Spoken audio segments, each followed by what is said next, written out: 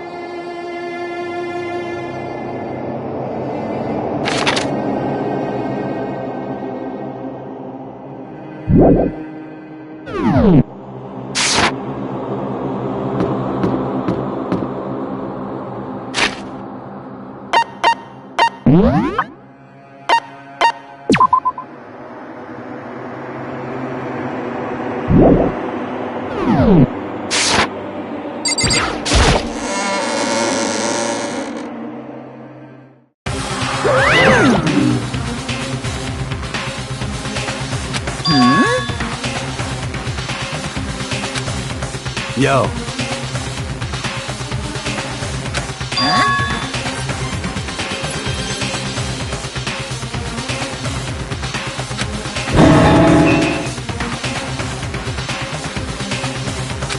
Come on!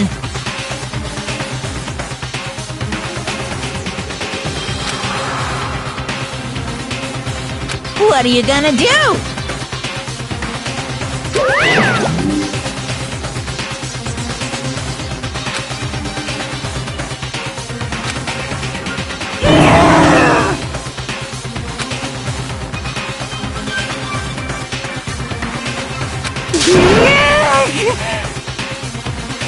Phew!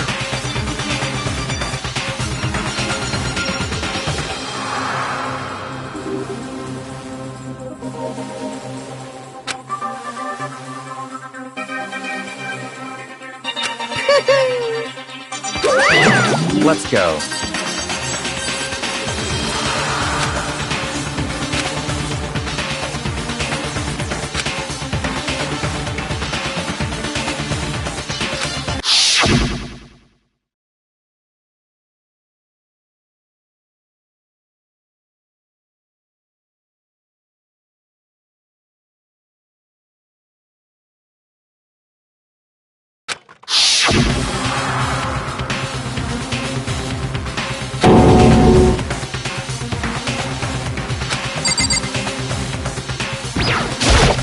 Hey, come on!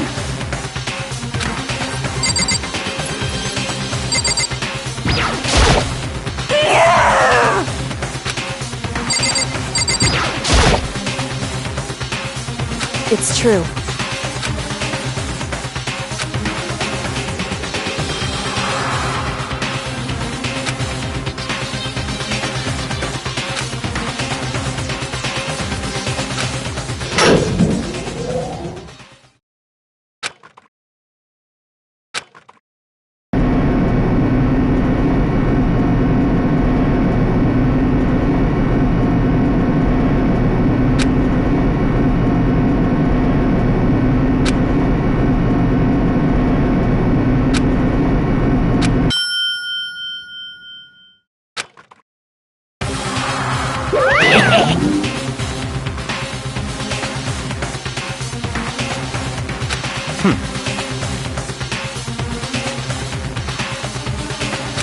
Very nice.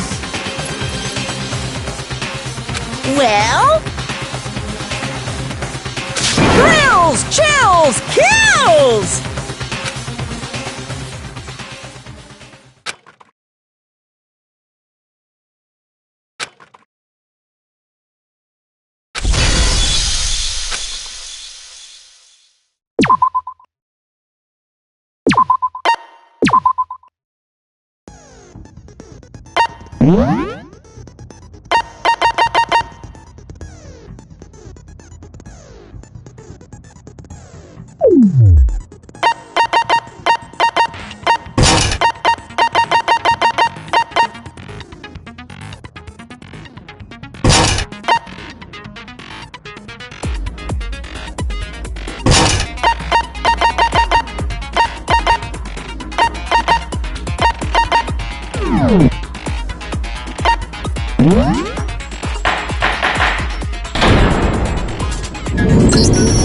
Let's begin with a basic explanation of the class trial. So, your votes will determine the results.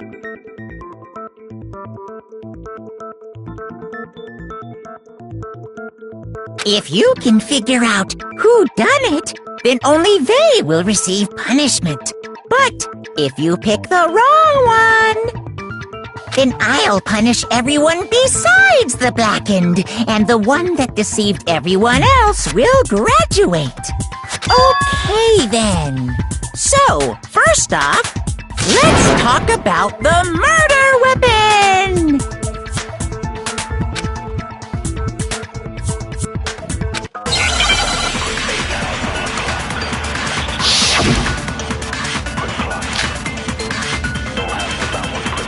Chihiro's fatal injury.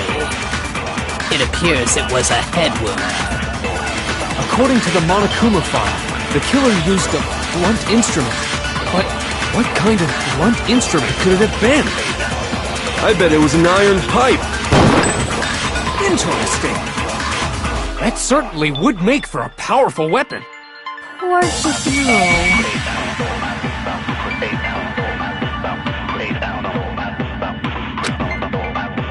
Chihiro's fatal injury.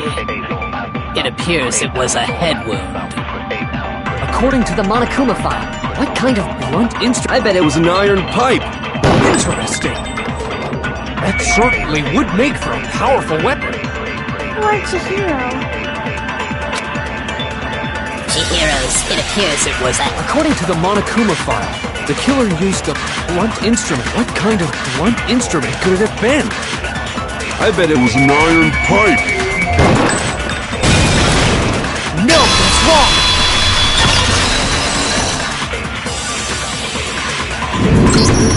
Can we agree that the object that dealt the fatal blow was the dumbbell, found at the scene of the crime? It was covered in blood, and there was nothing else at the scene that could have caused that kind of injury. And the wound on the victim's head is consistent with the shape of the dumbbell. As far as I'm concerned, there's no mistake and no room for doubt on this one. You looked at her head wound? Yes! That's so creepy! If you don't mind, I will proceed from here. Let's move on to discussion of the culprit. Although, I believe the criminal behind this heinous act is already quite clear. What? For real?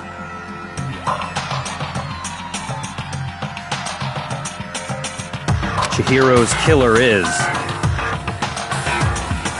the fiendish serial killer, Genocide Jack.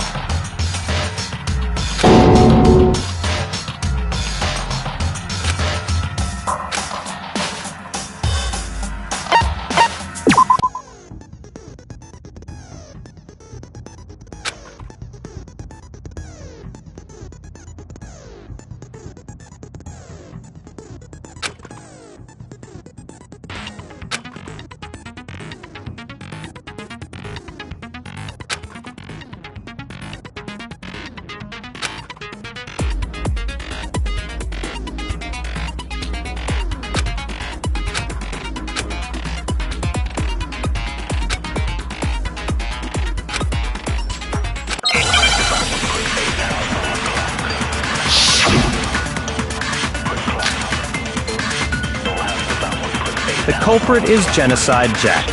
I'm sure of it. Case closed, as far as I'm concerned. But that's impossible! Why? What makes it impossible? Well, I mean, come on! There's just no proof for it. No, it's wrong!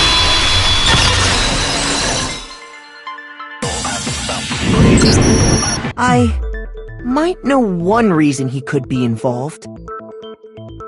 What? I found this file while I was looking around the archive in the library. I guess it's some kind of confidential file the police put together about the Genocide Jack case.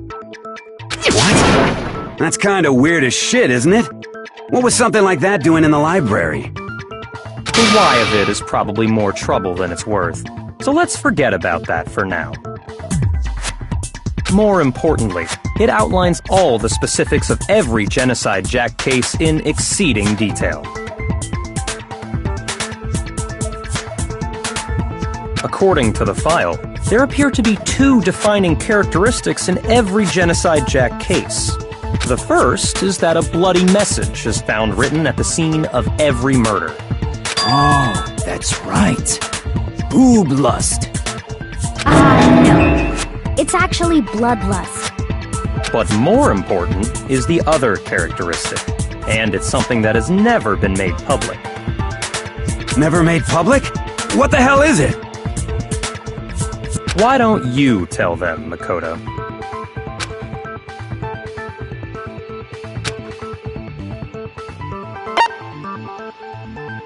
I got it! Apparently, in every Genocide Jack case, the killer suspends the body in a certain way. Other than the killer, the only people who know about this are the higher-ups in the police department. However, Chihiro was most definitely suspended in the same way. So, how did the culprit know about this when only high-level police officials were aware of it? There's only one logical answer I can think of. It's because the culprit in this case is the real Genocide Jack. No fucking way! You're saying Genocide Jack is one of us? Yes, In fact, it's Toko. What? Genocide Jack's true identity is Toko Fukawa.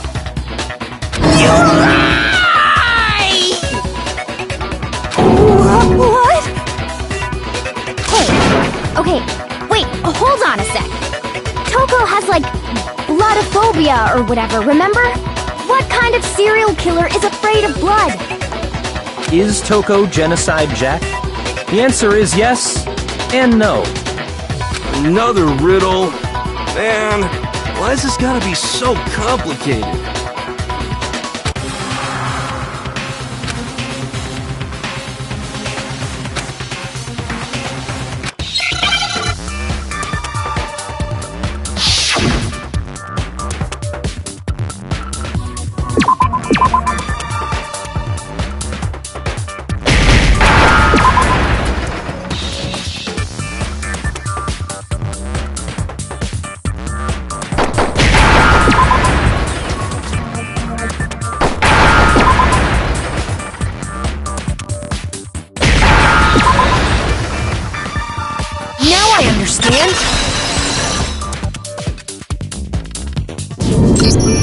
Is it because Genocide Jack has a split personality? Huh? I think I read that somewhere in the file, too. They thought that the suspect might have, what did they call it? Dissociative identity disorder. Oh, okay. But still, to go and say that about Miss Fukawa is... perfectly acceptable. Toko's strange behavior after seeing the body is proof enough that she has a split personality.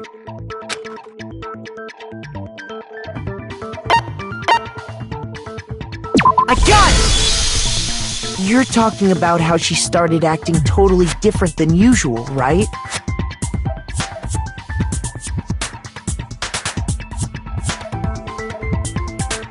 That's right. Think back. She fainted when she saw Chihiro's corpse, and then, when she woke up...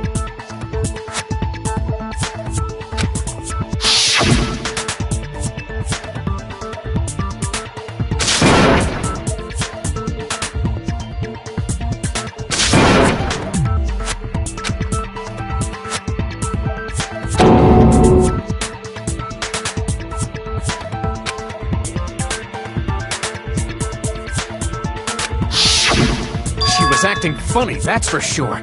That melancholy tone of hers completely disappeared. Don't go assigning adjectives to my tone without permission. Not to mention, once she regained consciousness and saw Chihiro's body again, she was utterly calm. In other words, within her is one personality that can handle blood, and one that obviously can. So when Toko trapped herself in her room, it's because she was scared of Genocide Jack?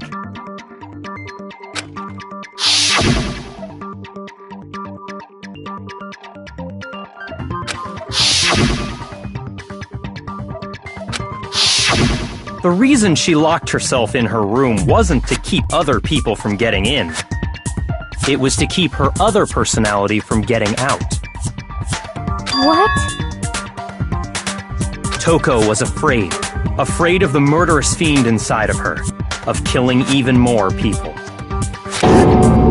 How? Yeah. How can you know all this?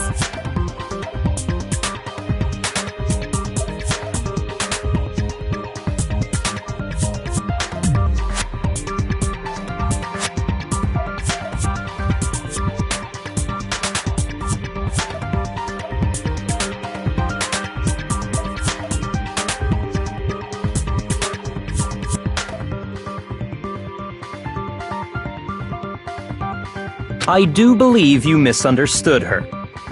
What she's trying to say isn't, how can you know all this? No. What she wants to know is, how could you tell them? Huh? Last night, just before Monokuma gave his motive speech, Toko and I had a strange conversation. She told me a most interesting story. She said a murderous fiend lived within her, and she was afraid it could appear and attack at any time. And that trepidation is what's caused her to have such a bleak attitude. Isn't that right, Toko? This is all a lie. Right, Toko? You said you wouldn't tell anyone. What? You promised! I can't believe you lied!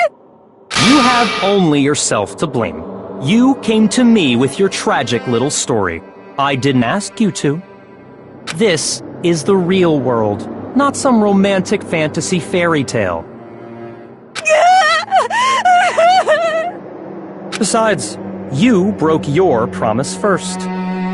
You said that as long as you were here, no matter what, you wouldn't let Genocide Jack kill anyone. But in spite of that promise,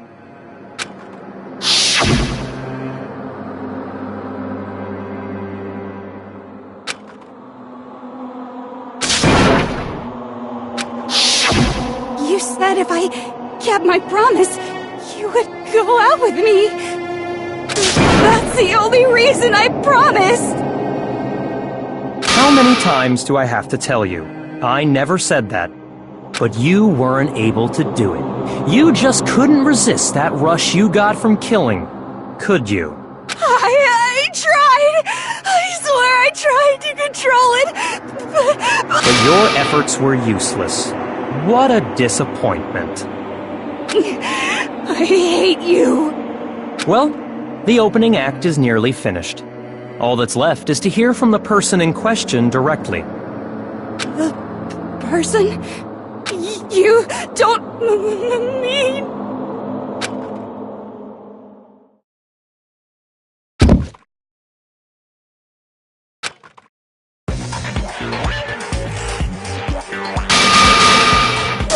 Hello there! Is it me you were hoping to see?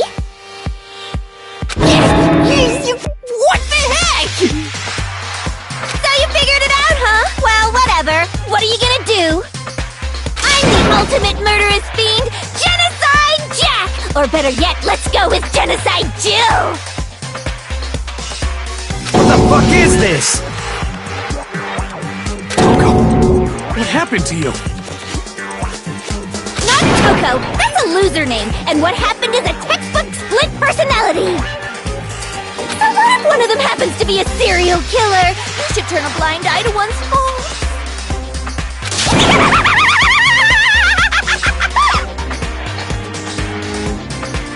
So intense. Like they say, sound in murderous mind, sound in murderous body!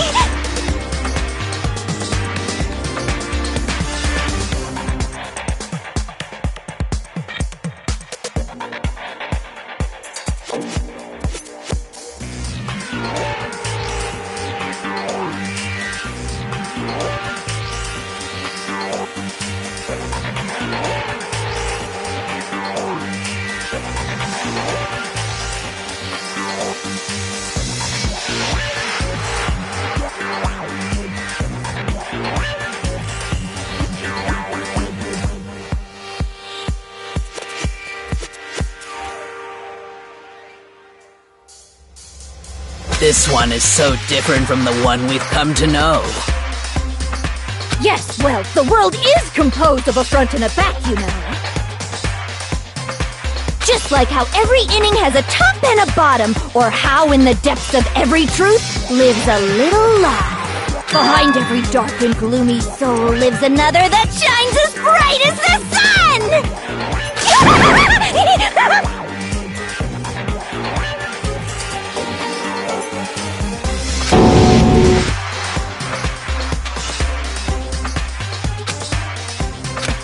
Miss Jack, Jill, can I ask you a question?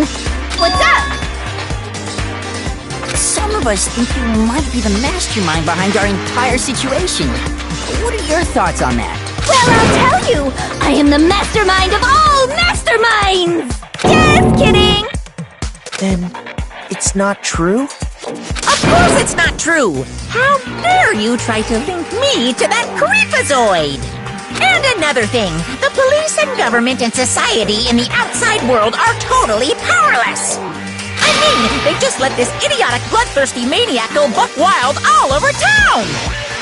Sure, I'm a bloodthirsty maniac, but life is pain, right? To live is to hurt other people. It's a necessary evil if you want to survive. The act of living itself causes pain for everyone. Just kidding again! This should be enough to convince you. This murderous fiend is responsible for Chihiro's death. There's clearly a motive, so there should be no doubt. A motive? Remember what Monokuma told us? If someone didn't murder and graduate within 24 hours, an embarrassing memory or secret would be revealed. Well, let's assume that Toko's secret was about Genocide Jack. If a secret like that came to light, Toko's life would have undoubtedly been forever ruined. So she had a very clear motive to never have that side of herself exposed. Interesting. Very, very, very interesting. But sorry, as much as I hate to admit it, I'm not the culprit. Huh? But I cannot imagine anyone other than you could murder someone in such a bizarre fashion. Maybe so, but nevertheless, it's the truth. Do you really expect any of us to believe you? Yeah. I could never believe a word you say, you monster!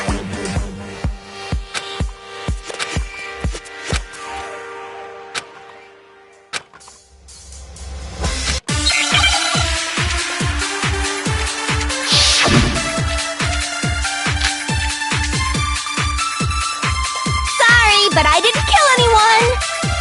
You say that, but do you really expect any of us to believe it? Perhaps if you had an alibi, that would change things. Oh, an alibi, huh? Now we're talking!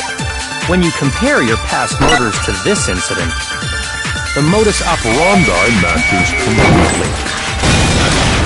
No, it's wrong!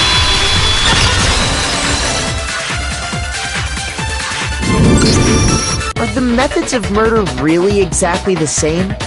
I'm not so sure about that. I think there's a slight difference between the Genocide Jack cases and this one. Huh? How's it any different? Uh-oh, you don't know?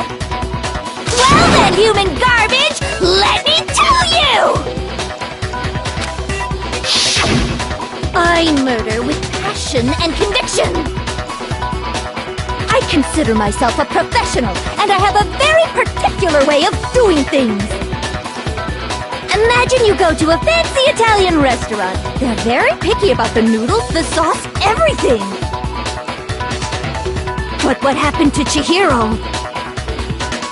It'd be like if that same Italian restaurant started using ragu or Chef Boyardee. This is no creation of mine. Let me rephrase that, in a way that maybe makes more sense. There are two clear differences between the Genocide Jack cases and this one.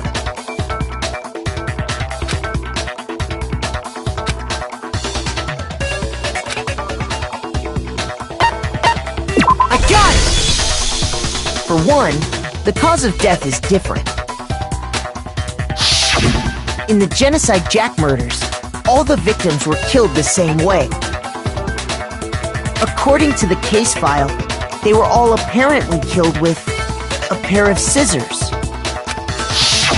But Chihiro died from a blow to the head, right? Ah, yes. That is remarkably different from the other murders. Wouldn't it be strange for someone who kills the same way without fail to suddenly change their method? And there's more. One more conflicting detail. That's right!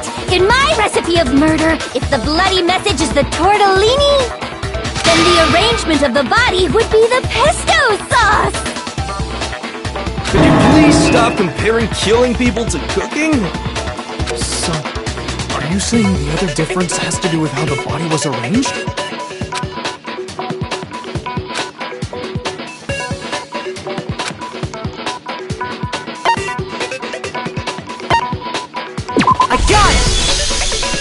Do you remember what the killer used to suspend her?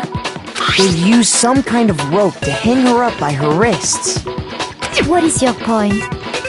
Well, in all the previous Genocide Jack cases, something else was used to suspend them.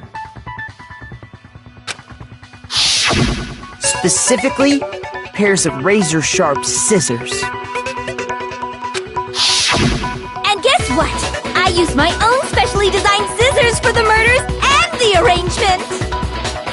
Like I said, I'm a professional, so naturally I'm very picky about the tools I use. And you know what else? Big Mac said there's 2 differences, but he's wrong. Big Mac? Are you referring to me? Listen up, Big Mac. There's actually one more difference. Huh? My word, you really didn't notice? Take a look at who the victims were in each Genocide Jack case. There's a pattern there, just waiting to be discovered. A pattern? Figure that out, and it'll be plain as death why I couldn't have possibly killed that little lolly girl.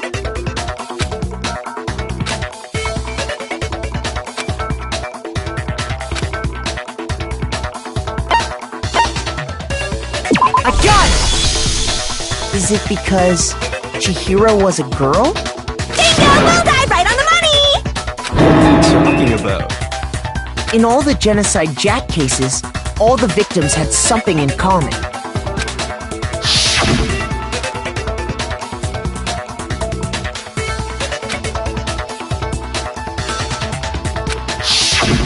They were all guys? That's right! The people I killed with such passion and conviction are all adorable little men! I can't believe I said it! I'm so embarrassed! The hell is wrong with you? I can't help it! I'm just a full-throttle boy-on-boy fangirl, and the mopey side of me just hates it. But now I'm on the fast track to becoming a full-fledged fan madam! So, since Chihiro was a girl and not an adorable little man, you wouldn't kill her? Would an Italian chef suddenly start making ramen just because they're both noodles? Don't be stupid. I have too much passion and conviction to cross that line. That's the absolute reality of the one and only. We get it.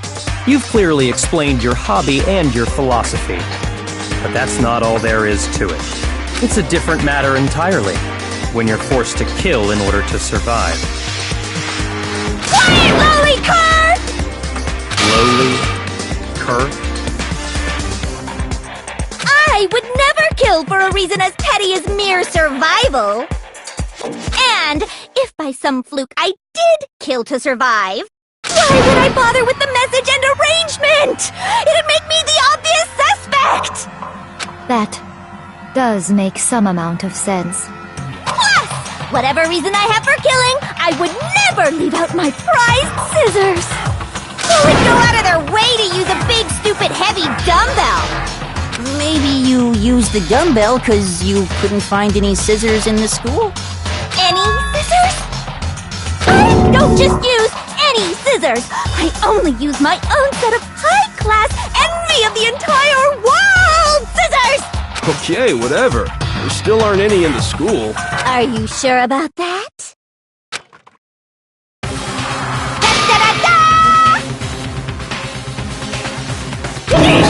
She's fully equipped! That's right! So I can kill anywhere, anytime! Why would I resort to dumbbells or rope when I have my trusty scissors by my side?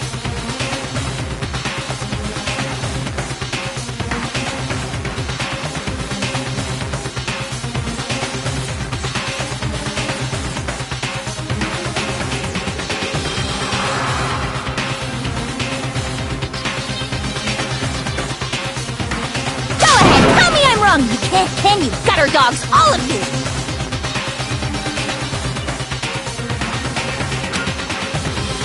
Not to mention, I have no clue how to tie a good knot.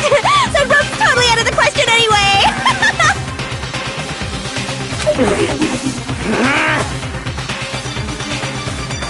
I have no idea what's going on anymore! Could such a heinous villain really be innocent? But the body really was suspended, right? And nobody but the police knew about that. Yeah. That's why we figured it had to be the real deal and not some copycat killer or whatever.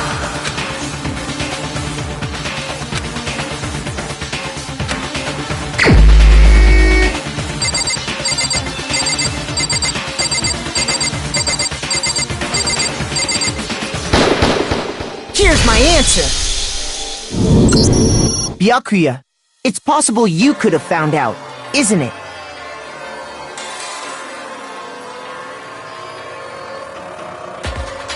You'd have no problem gaining access to classified government documents or internal police records.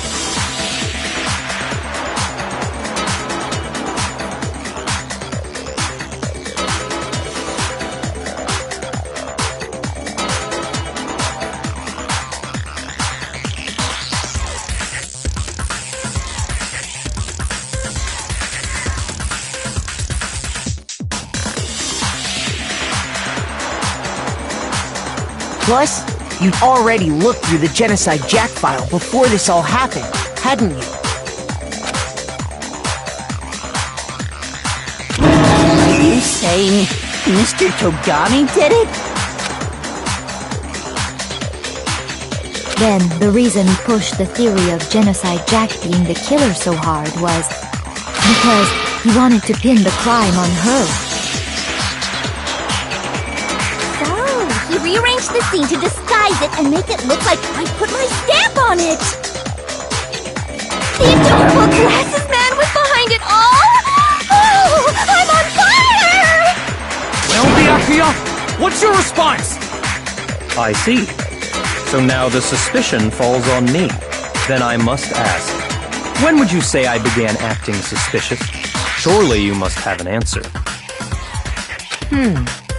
Looking back and thinking about it now, the way you were acting right before we discovered the body was a little strange.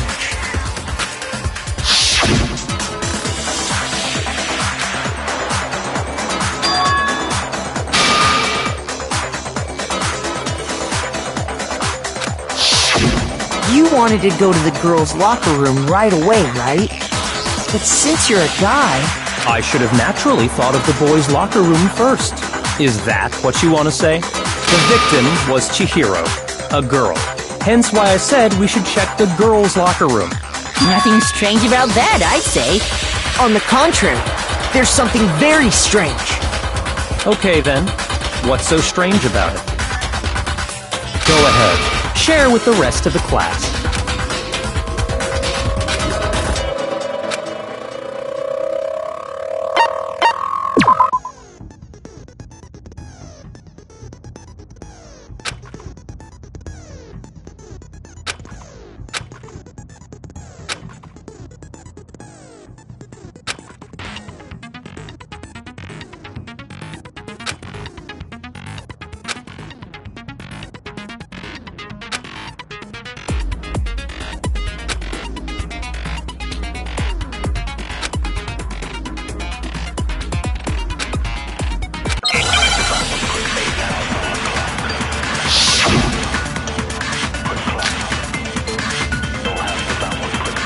So, you said Byakuya was acting kind of weird before we found the body.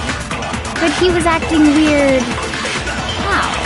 If you're presented with the opportunity to check out the girls' locker room, You absolutely take it! That's a natural reaction for any guy! The victim was Chihiro, who was a girl. So of course I would suggest we... There was no time. What's so strange? You wish you'd taken me with you.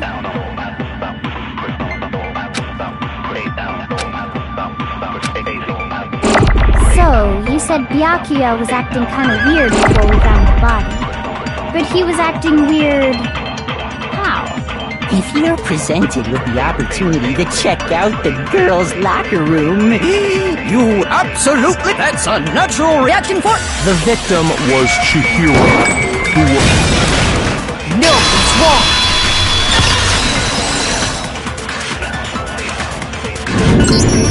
I'll tell you what's so strange about that. Because up until we actually discovered the body, we couldn't have known who the victim was. So your claim that you went to the girls' locker room first because Chihiro was the victim doesn't hold up. I see. That's a good answer, I must admit. Interesting. Very interesting indeed. But your reasoning is still too weak. Huh? What's wrong? Is that it? Surely you've got more than that. Go ahead. Show us.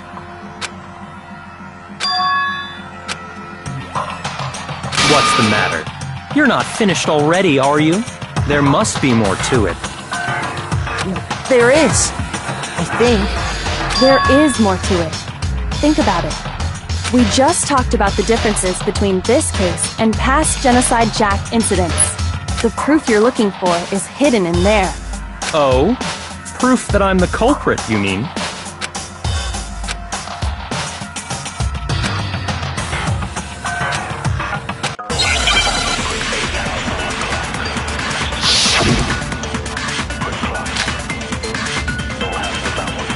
What? The difference between the cases?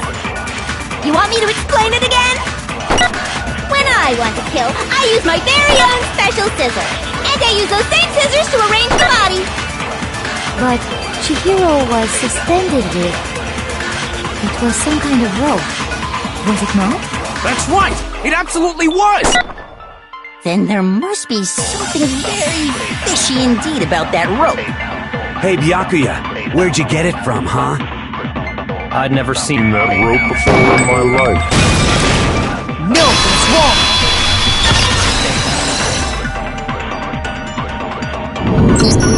Actually, I'm pretty sure you have seen it before. Because, you see, that rope, or should I say, that extension cord? What? An extension cord? Byakuya, you've used the extension cord in the library more than once, haven't you? And the same extension cord that was in the library all this time went missing after the murder. And there's no way someone who uses that extension cord as much as you do wouldn't discover that fact. And Byakuya must be the one who took the extension cord. I can't imagine any other possibility. That's really what you think? Then your conclusion is something like this? I killed Chihiro in the girls' locker room, then hung her up and wrote that bloody message. I intentionally made it look like Genocide Jack was behind it. Is that about right?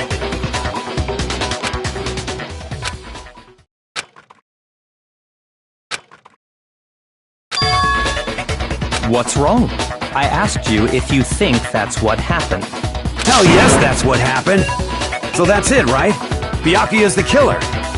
I don't disagree with not disagreeing. He kept calling this a game, right? So he'd be totally willing to do something like this to win. Sorry, but could we hold on just a second? I think we need to talk about this a little more. Huh? Do we really need to? We've already decided who did it. I know, but still, there's something that's still bothering me. Is that right? And what, pray tell, is still bothering you? I killed her in the girls' locker room, then disguised my crime. Specifically, I dressed it up to make it look like it was the work of a homicidal psychopath. What about all that bothers you?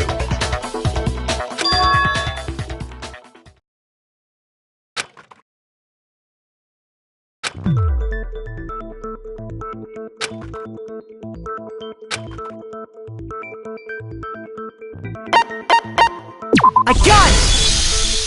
You say you killed Chihiro in the girls' locker room, right? But are you sure about that? Isn't it possible that the murder took place somewhere else? How disappointing. What kind of question is that? Even in the world of disappointments, this is a true letdown. She was found dead in the girls' locker room. There is absolutely no question about that. How could the scene of the crime have been anywhere else? Well, I think it's entirely possible that she was killed somewhere else, then carried there later, along with the rest of the murder scene. Rest of the murder scene? That was awfully specific. Please tell me you have a reason for saying all of that. I believe I do.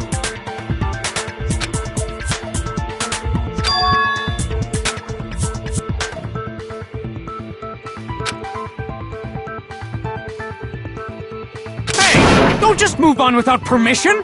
What do you mean she was killed somewhere else? Come on, Makoto. If there's any chance the murder took place somewhere else, let's see the proof.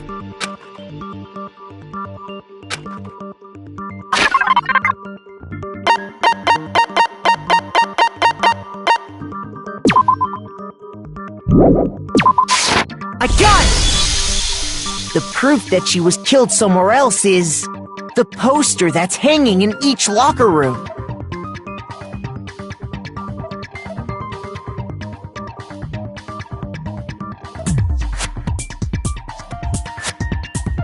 Your proof is some posters? The poster in the girls' locker room was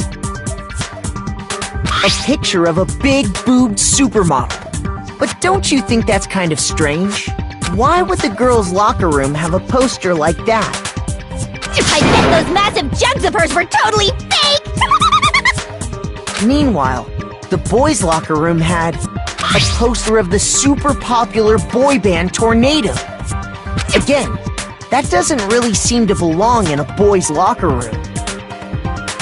So you're saying that maybe the posters were switched? And there's one other thing I noticed about the locker rooms. You know what I'm talking about, right, Sakura? You're referring to my protein coffee, aren't you? Protein coffee? While I was in the girls' locker room earlier, I spilled some protein coffee on the carpet. But I noticed that after the murder, the stain had been totally scrubbed away.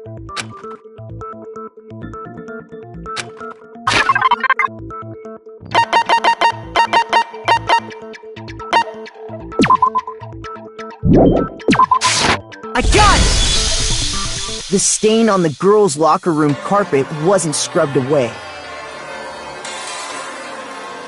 In fact, I found it on the boys' locker room carpet. That's definitely the stain from my protein coffee. Then, does that mean that the carpets were switched too? But why would anyone do that? To move the murder scene from one locker room to the other. It's certainly plausible, don't you think? In other words, in order to completely swap the scene of the crime, the blood-stained poster and carpet were moved along with the dead body. By doing this, the killer was able to change the entire room where the murder took place. I can certainly follow your reasoning, but why would the culprit bother doing that? Huh? Why would they go to all that trouble of switching the scene of the crime? Actually, an even bigger question. If the murder did take place in the boys' locker room, then how did Chihiro get in the boys' locker room in the first place? To get into the locker rooms, you have to swipe your e-handbook across the card reader device. But Chihiro's handbook should have only allowed her access to the girls' locker room. She had no way to get into the boys' locker room to begin with. Bro, she did have a way, and I can tell you what it was. I highly doubt that. Shut up! I'm telling you, I know how she could have done it.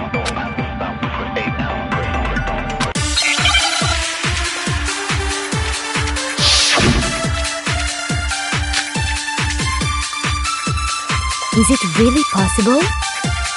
Could Chihiro really have gotten into the boys' locker room somehow? Ah! I got it! She must have hacked her e-handbook! She was the ultimate programmer, after all. I'm sure that would have been no problem for her. No, I don't think that's it. She used the thing that was in the main hall. Huh? What thing? I'm talking about Leon's handbook, of course. No, it's wrong!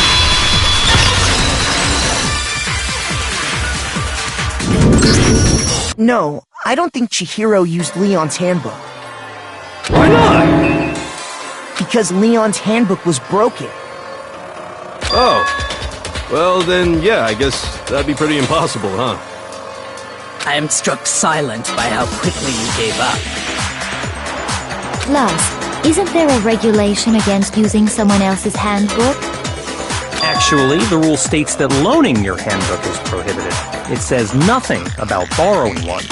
In other words, you could borrow a dead person's handbook all you want, and you'd be safe. Yup! Hit the nail square on the noggin! Of course, if it were broken, that wouldn't make any sense anyway. So then, she must have hacked hers, like I said. She used her ultimate programmer skills and...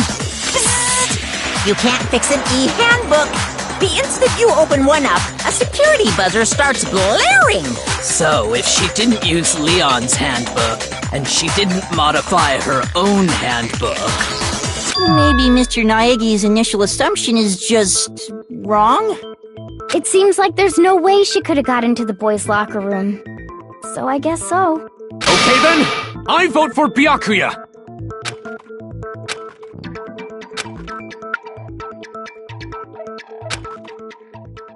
Hold on a second. I agree with you, though. I think you're on the right track. What the... You finally decide to open your mouth and that's what you've got to say? There's no way she could get in the boys' locker room, right? So why are you so sure she couldn't get in? There's still one other way she could have gained access. What? What are you talking about? What other way is there? Well, to explain that, why don't we take a little break from the trial? I'd like you all to come see something. Wait! Just what do you think you're doing? Don't worry. This'll make the whole trial more exciting. I'm sure that thought must please you. Huh? It'll make things more exciting?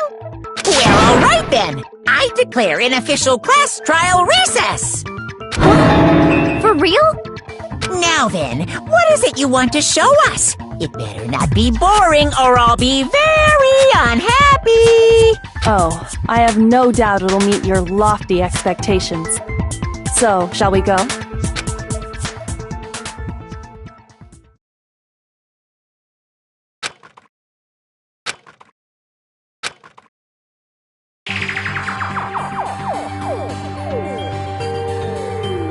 The girls' locker room?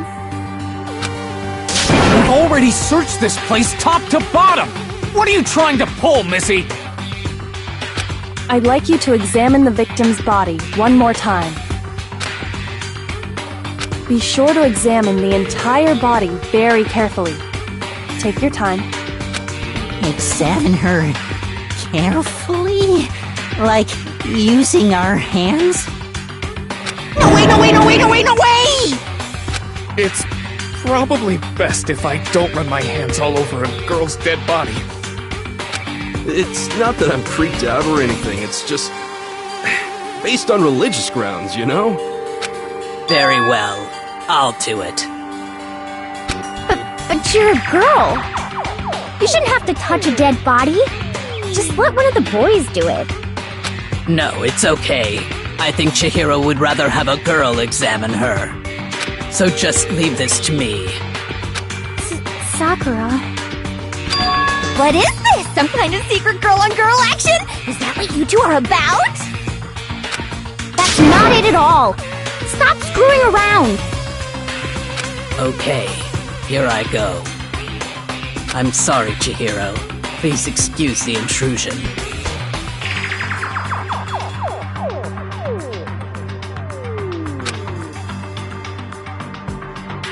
Be sure to check her entire body.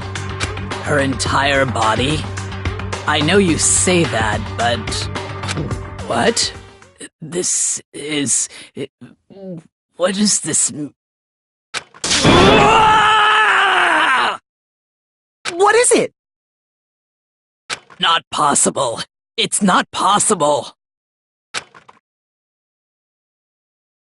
This girl is what? Is a boy! Ah, I see. So she was actually a he. Interesting. Thank you for confirming this fact. What?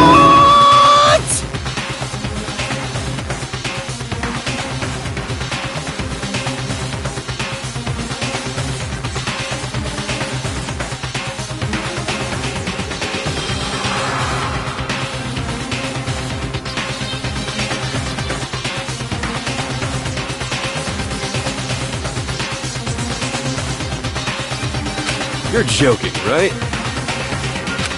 I wouldn't joke about this. Then... it's really true?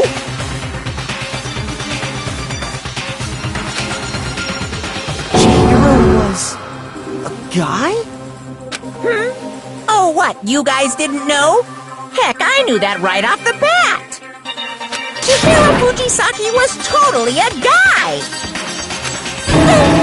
He was a cross-dresser? Oh, I'm really on fire! I wish I had killed him! So that's what Kyoko wanted to show everyone, huh? Interesting. Yes, that certainly does make things much more exciting. Now let's ride this wave of excitement back to the courtroom and get back to the trial. Ahem. I do apologize for keeping you waiting.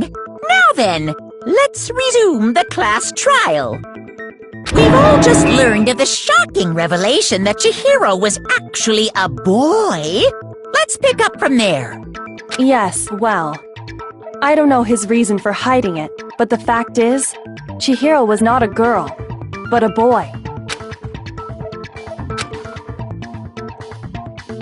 And because the victim was male, he would have had no problem gaining access to the boys' locker room.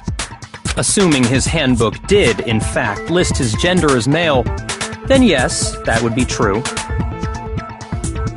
Of course his handbook said he was a boy. He dressed like a girl, but he was a boy through and through. So then, there should be no issue with Makoto's initial assertion. The victim was killed in the boys' locker room, and was then later moved to the girls' locker room. And the killer could have easily used Sayaka or Junko's handbook to get into the girls' locker room. So Chihiro really was killed in the boys' locker room? I still don't understand the motive for moving the body, but yes, that does seem plausible. Well, I must admit, I did find it rather odd. I knew he felt a little off. There was a certain incongruity to his female body. This is the most titillating situation! So now everything has been connected. All the mysteries have finally become clear.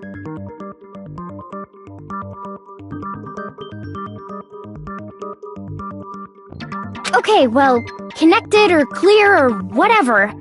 We still think you're the killer, remember?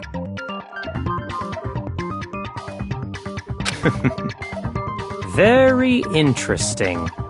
This has become very interesting indeed.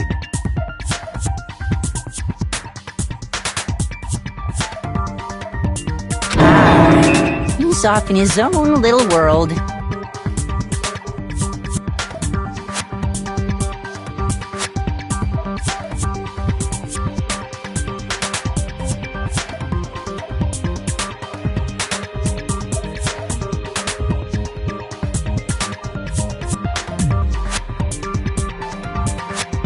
What about you, Makoto?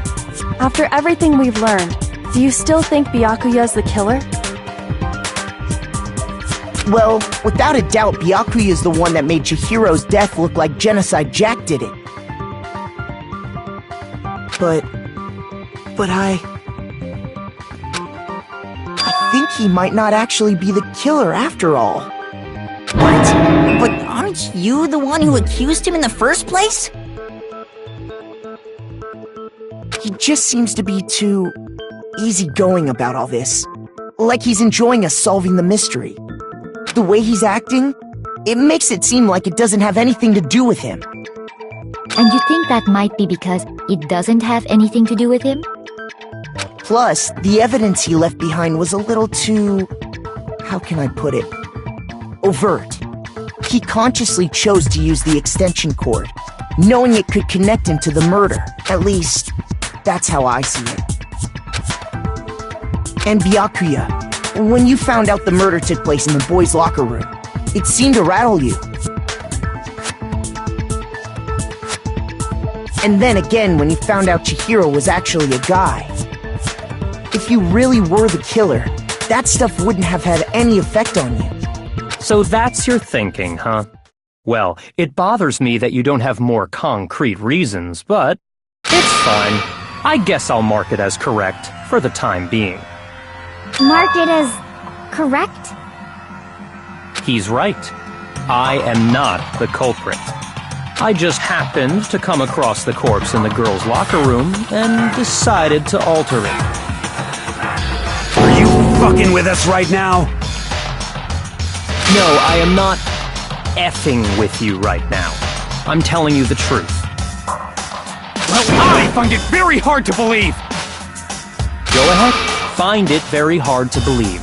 You're free to be executed along with the rest of us. If you're really telling the truth, then why? Why do you do that to his body? My reasons hardly matter right now. Uncovering the culprit is much more important, wouldn't you say? Now then, if it wasn't me, who was it? Well, I don't think I can say for sure without talking about it a little more. We're seriously gonna keep going? We're all good, aren't we? I thought it was clear Byakuya did it. No, I'm with Makoto. If there's any doubt whatsoever, we need to explore every possibility.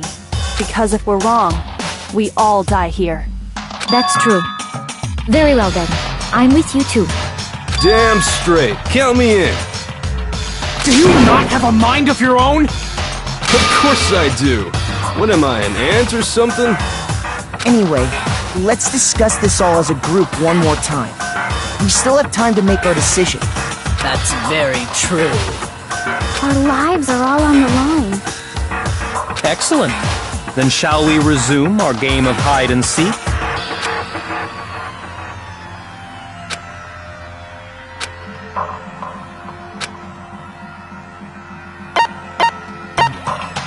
I got it!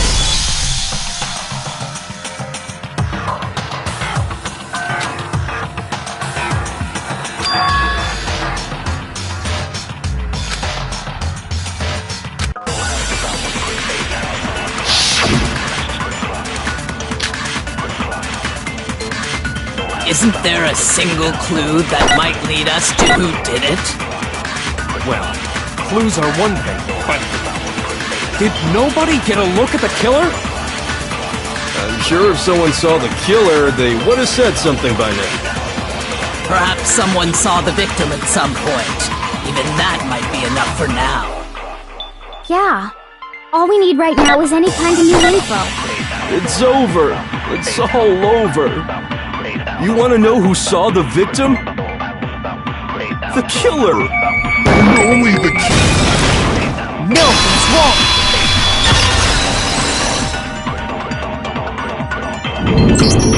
I believe someone else did see the victim before he was murdered. What do you think, Celeste? Now that you mention it, yes, I did see him. Really? Oh, but I suppose only Makoto knows about this. The rest of you had no idea, did you?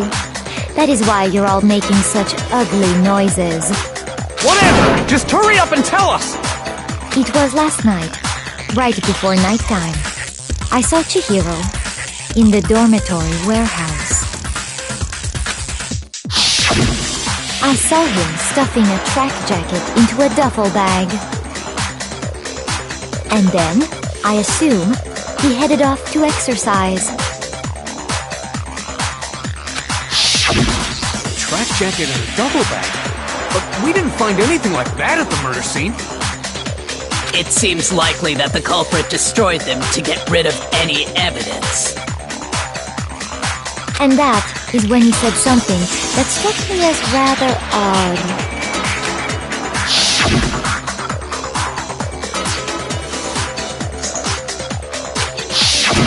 Chihiro told me he was in a hurry. But why would he be in a hurry? Only if someone were waiting for him, I should think. So, Mr. Fujisaki was on his way to meet with someone, and then they were going to work out together? But Hina and I had invited him to exercise with us plenty of times, and he always declined. Probably because he was afraid you'd find out the secret he was hiding, right? Which means that conversely, he must have trusted whoever he was meeting with very much. Enough so that he was willing to risk his secret being revealed. Woohoo! What a marvelous friendship! The point is, whoever he met up with is the culprit, right? So we just gotta figure out who it was. But knowing what we know, I can't even guess. No. You already have what you need to make the connection. Huh? You know who the killer is. Seriously? Who is it? Who's the killer? Think back to the track jacket and duffel bag the killer disposed of. Focus on the details of these items, and it should become obvious who was waiting for him. Are you sure about that? You really think we can figure out who did it based on 2 pieces of evidence that we don't have? What? You want to track down some fingerprints or something? Even if we had the equipment for that, we wouldn't know how to use it. As was noted, the evidence is already gone. There's nothing to get fingerprints from. Maybe, but we can make certain inferences if we just take the time to talk it out. Easy for you to say. But fine. Celeste, did you notice anything special about the bag or jacket? The bag was just a normal duffel bag from the warehouse. All the bags in there are the same, so I can't imagine what would make that one special. Well, if I remember right, there was a decent variety of tracksuits to choose from. Do you think there might be some connection between the culprit and Chihiro's jacket? Perhaps. Let's explore that and talk a bit more about the jacket he took.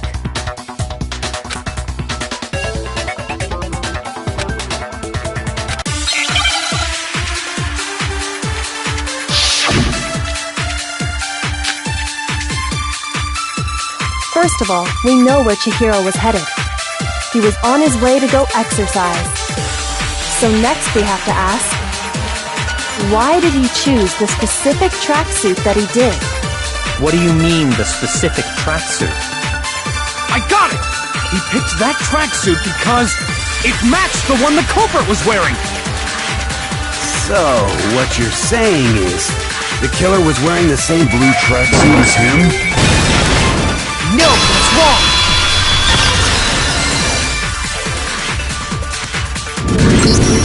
Hold on a second, Mondo.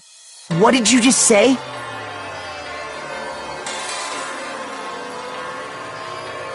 Huh? What'd I say? When Celeste testified a few minutes ago, she said...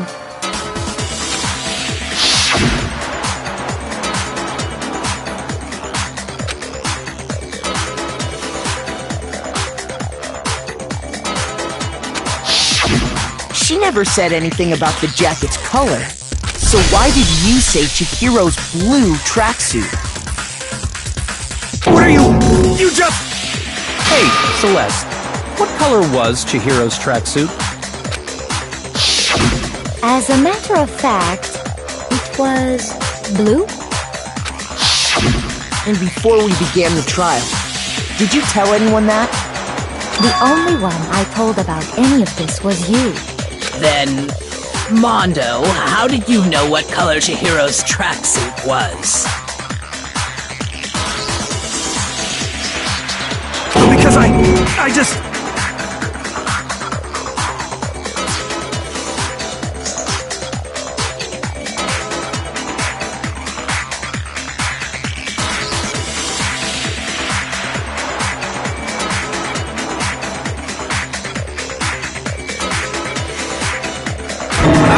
saw the clothes at some point in the investigation. No, that can't be it. The bag and clothes were surely disposed of by the time we began our investigation. Then the only reason he could have known what color the tracksuit was is if he saw Cherry with it before he died! That's the only possibility! Cherry? Are you talking about Chihiro? So, how about it? Did you see the tracksuit or didn't you? Just by chance. I just happened to see it last night.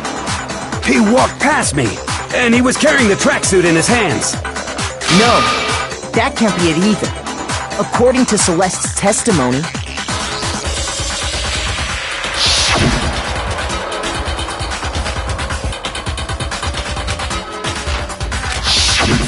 when Celeste noticed it, Chihiro made a point of making sure the jacket was completely in the bag. If you just ran into him briefly, you couldn't possibly have seen what color the tracksuit was. It would appear you dug your own grave. Perhaps. But you handed him the shovel, didn't you? That's why you said what you did. Focus on the tracksuit and it'll be obvious who he met with?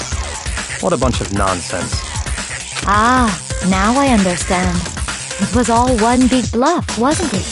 Your true intention was to draw a slip of the tongue from the culprit. That's why you said you knew who did it, to put them on edge. That's right. However, Mondo was my target all along. I had my suspicions about him from the very beginning. But why? What made you so suspicious? That's a good question.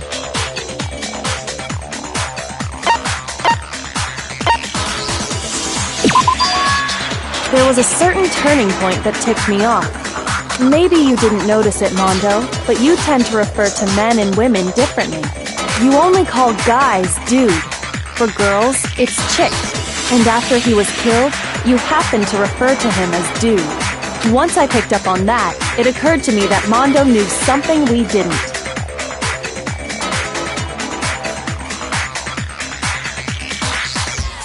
You notice such a tiny detail? Are you a witch? She's a witch! You're positively frightful! No, I'm not the frightful one. Not nearly as frightful as someone capable of murdering a friend. Mondo, was it really you? Did you really kill Chihiro? I didn't kill anyone! You've been all over me, judging everything I say, putting words in my mouth. What gives you the right to treat me like a goddamn criminal? Yeah! He would never do something like that! This is a false accusation! It's true. My reasoning on that is pretty shaky. That was fast. Well, this does present us with a problem. It seems we are all out of leads. My time has nearly come. That's what my little ghost friend is telling me. Oh yeah, that reminds me. Hifumi, weren't you telling me you found some evidence? Really? What kind of evidence? Actually, now that I'm thinking about it here calmly, it might not be all that relevant. Jeez, does your confidence just get up and walk away? It's fine, man. Just tell us. If you really insist, then... here it is. What do you have there? It happens to be an e-handbook. I found it laying on the ground, so I scooped it up.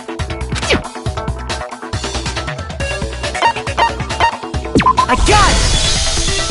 We know Chihiro's handbook was missing from the scene of the crime, right? For a fact. For a fact indeed.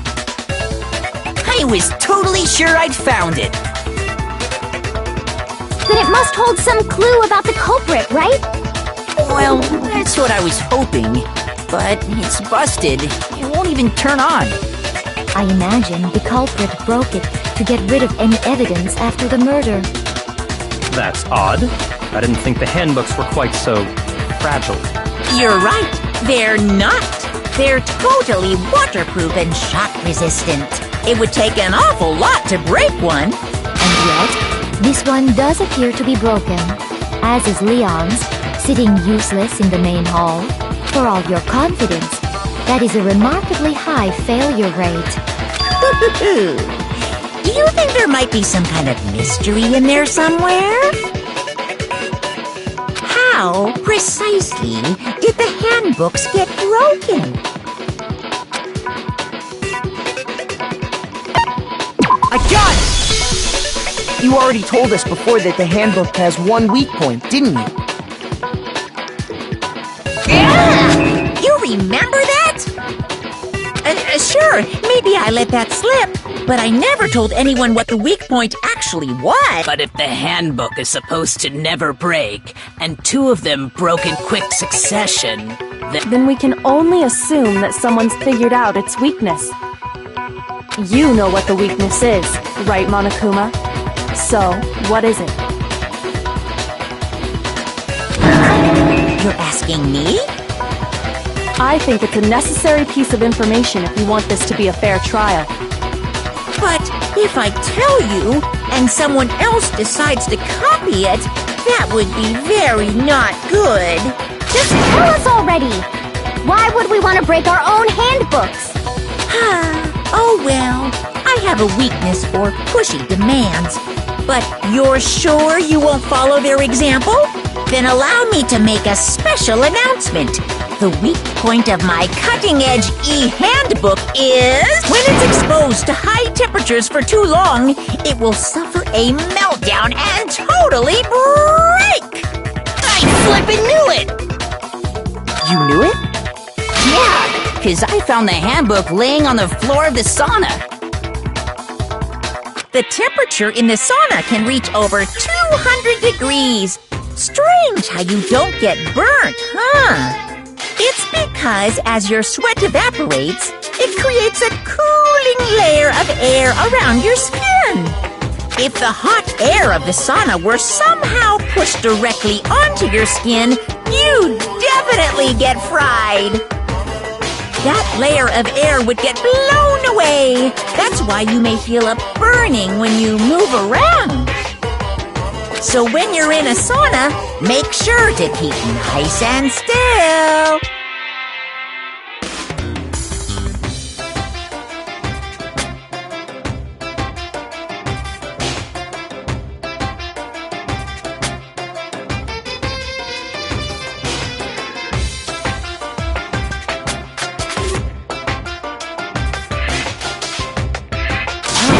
Interesting.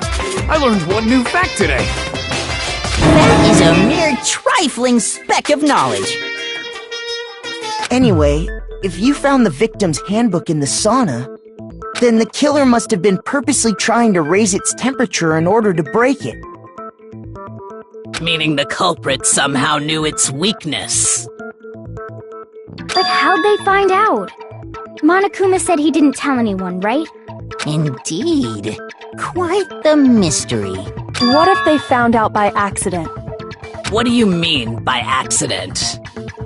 What if the killer took their own handbook into the sauna, not knowing its weakness, and it broke? They'd realize it was broken, of course, and it wouldn't be hard to figure out why. And once they had Chihiro's handbook, they knew they had an easy way to dispose of it. I won't say it's not possible, but who would have done something like that? I don't know of anyone who took their handbook into the sauna. I might know someone who did. Whoa! Seriously? I think the one who may have taken their handbook into the sauna was...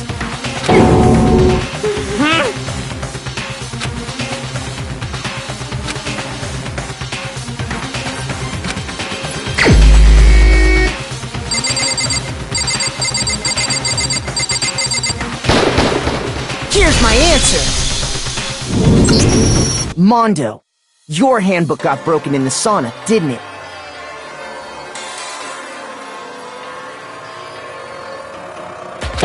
What?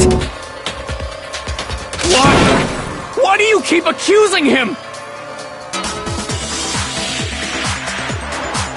Mondo and Taka had an endurance contest in the sauna not too long ago, remember? And for the contest, Mondo just so happened to keep his school uniform on. But little did he realize, he'd also left his handbook in one of his uniform pockets. And when it was all over, Mondo discovered that taking your handbook into the sauna could easily destroy it.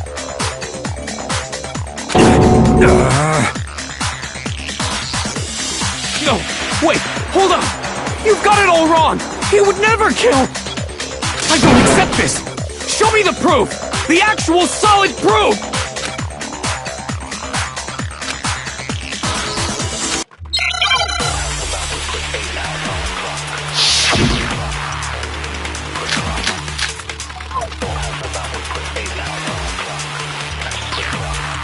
Let's test Makoto's assertion.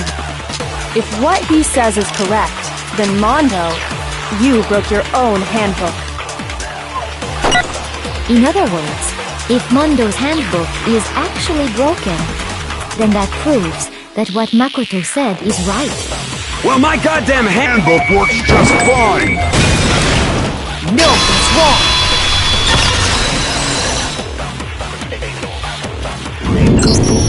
Mondo, the handbook you have right now, is it really yours? The fuck is that supposed to mean? The broken handbook that was in the main hall, isn't that one actually yours? What the heck are you talking about? What I mean is, I think Mondo swapped his handbook out for one that actually works. I think he took Leon's handbook and replaced it with his own. After all, Monokuma said himself that Leon's handbook never should have broken. That's right! The punishment it suffered wasn't nearly enough to destroy it. So then, the broken handbook in the main hall is actually Mondo's. Which would mean that the handbook Mondo has right now is actually Leon's, yes? But doesn't that violate the school regulation that says loaning out your handbook is prohibited? Well, here's how I look at it. There is a rule about loaning your handbook to another student, but if they're dead, they're not a student. It's kind of a gray area, I admit. But no worries. If anything, it just makes things more interesting. As such, I decree that exchanging handbooks with a corpse is not a violation of the rules. Well, Mondo, if I'm wrong about this, you're welcome to say so. I'm happy to admit I made a mistake, but... Son of a bitch! What's wrong, bro? Come on! Tell him he's wrong! You are wrong! You have to be wrong! Everything you just said is wrong! You made it all up! Okay, then why don't we look back on this case one more time, from the beginning? That way, everything will become clear, and we'll all see if I was right or wrong.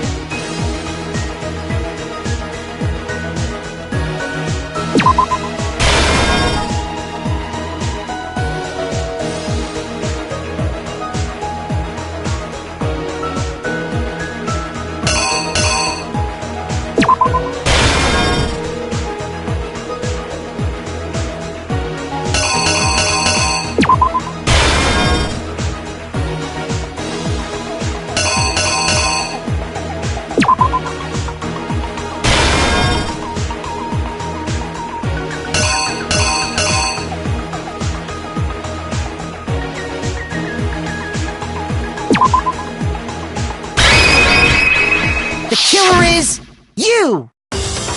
First, let's take a look back to before the incident.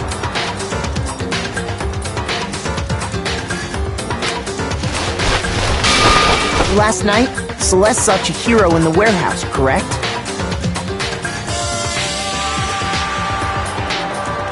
At the time, she was apparently stuffing something into a duffel bag. That something was a blue tracksuit. You can confirm this, right, Celeste?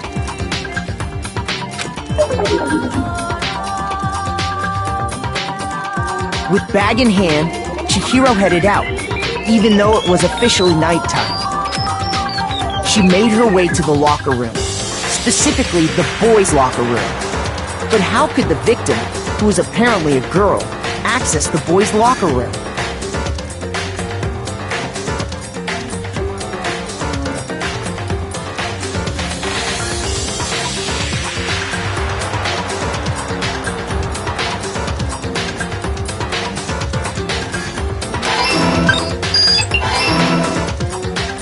Simple, because she was really a he. Which is why he was able to use his own e-handbook to gain entrance to the boys' locker room. Once inside, he met with someone there. And the person he met was the one who killed him. It seems likely that the killer grabbed the nearby dumbbell, approached the unsuspecting Chihiro, and attacked him. And that's where the bloodstains on the poster and carpeting in the boys' locker room came from.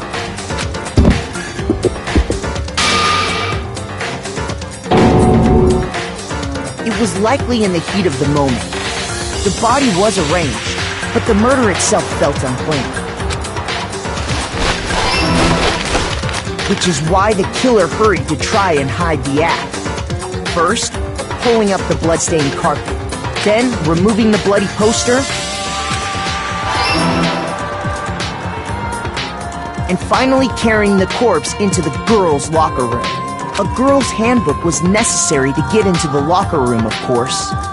But this alone doesn't prove that the killer was necessarily a girl. After all, Sayaka and Junko's handbooks had been placed in the main hall. Using one of those, a boy could get into the girls' locker room without much problem. And that's exactly how the killer did it. With the carpet and the poster they brought with them, they got to work. They changed the layout of the boys' and girls' locker room in what you might call a crime scene switch. That could have been the end of things, but no. Byakuya discovered the body and decided to intervene in the situation, making things even more complicated. So, after stumbling on the crime scene, he went and grabbed the extension cord from the library, and then he got to work. He used the cord to string up Chihiro's lifeless body.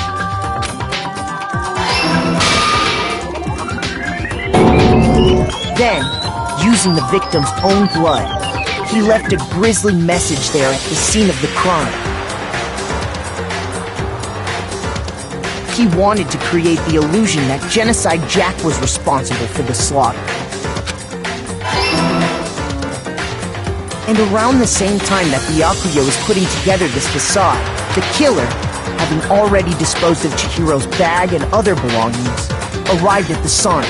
There, they planned to destroy the last piece of evidence, Chihiro's handbook.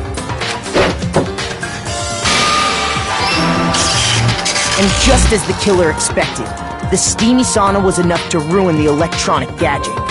Somehow, the killer knew that the handbook couldn't stand up to the heat of the sauna. And the reason they knew that is because the sauna had already wrecked their own handbook. And that's how it all played out.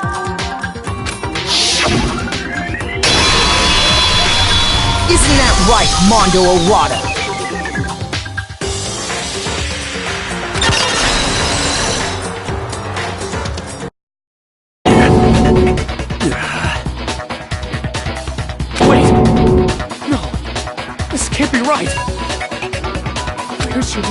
this? Yeah, where's your evidence?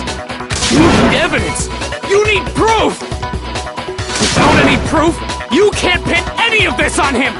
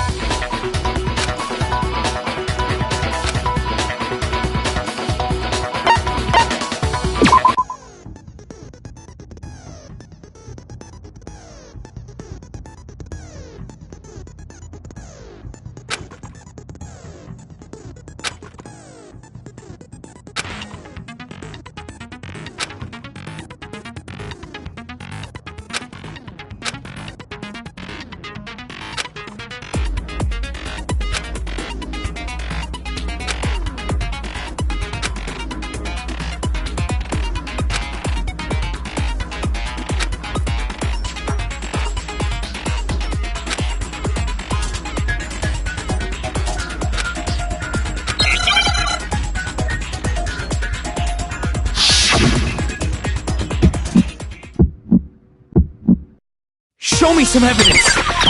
You're wrong! I won't listen! I refute you! False! Show me some evidence! I won't listen! False! I refuse the false! Show me some evidence! You're wrong! I won't listen! I refute you! False! Show me some evidence! I won't listen! False! You're corrupt!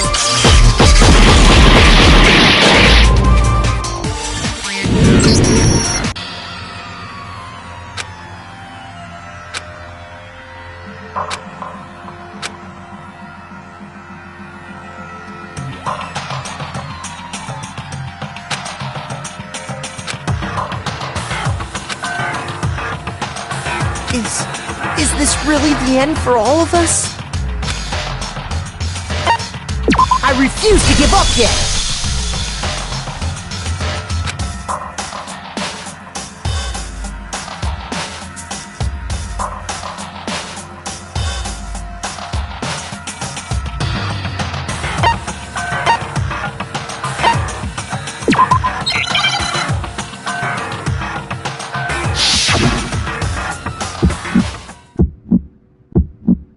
Show me some evidence! You're wrong! I won't listen! I refuse you! False! Show me some evidence! I won't listen! False! I refuse the false! Show me some evidence! You're wrong! I won't listen! I refuse you! False! Show me some evidence! I won't listen! False! You're corrupt!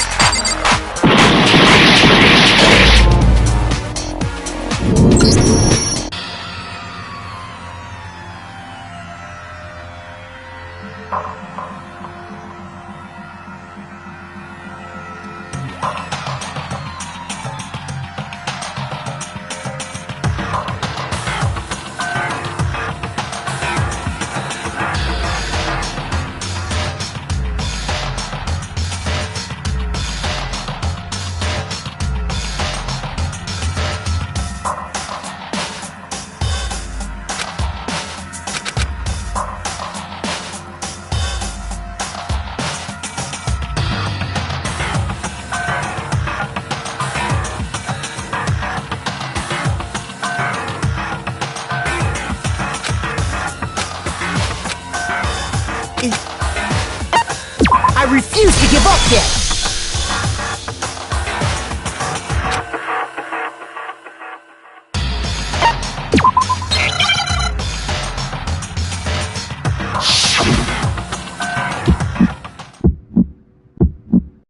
Show me some evidence! You're wrong! I won't listen! I refute you! False! Show me some evidence! I won't listen! False! I refuse to vote! Show me some evidence! You're wrong! I won't listen! I refute you! False! Show me some evidence! I won't listen! False! Show me some evidence! This should prove it!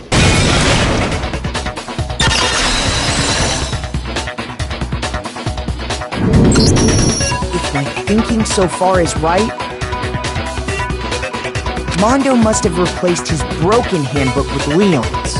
In which case, we can just check each of our handbooks right now. Once we do that, we'll... We don't gotta do that. Huh? Yeah, I did it. I killed him.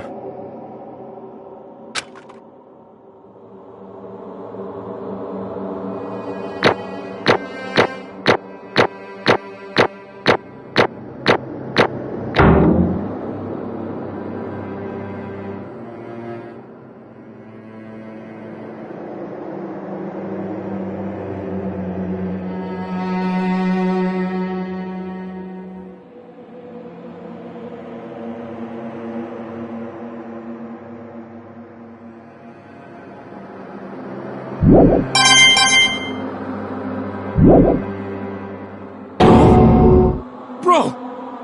What are you saying? I got no choice, man. After hearing all that, I gotta just... give up. Go ahead, Monokuma. Get it over with. Ask for the goddamn verdict. Roger that! Wait! Hold on! No waiting! No holding on! Time for the moment we've all been waiting for! Grab your lever and give it a yank! Who will you elect as the Blackened this time around?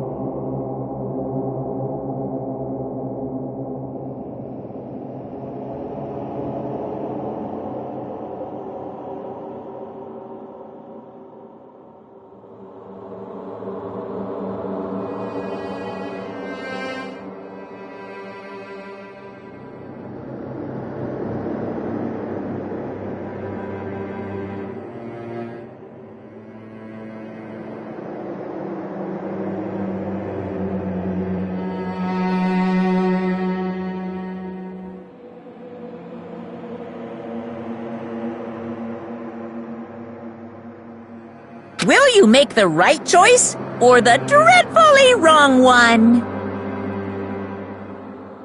What's it gonna be? What's it gonna be?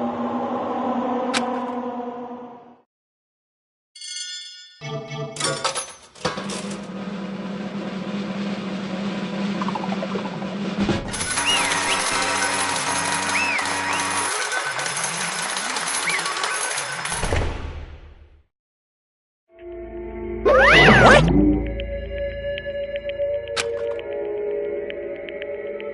Ah!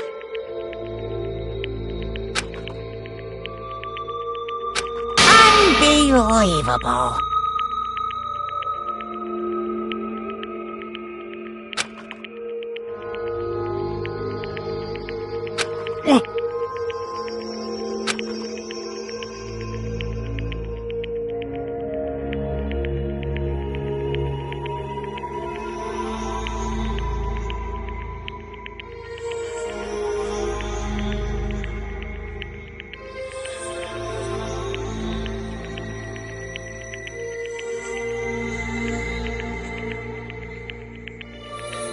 Sorry. What is this?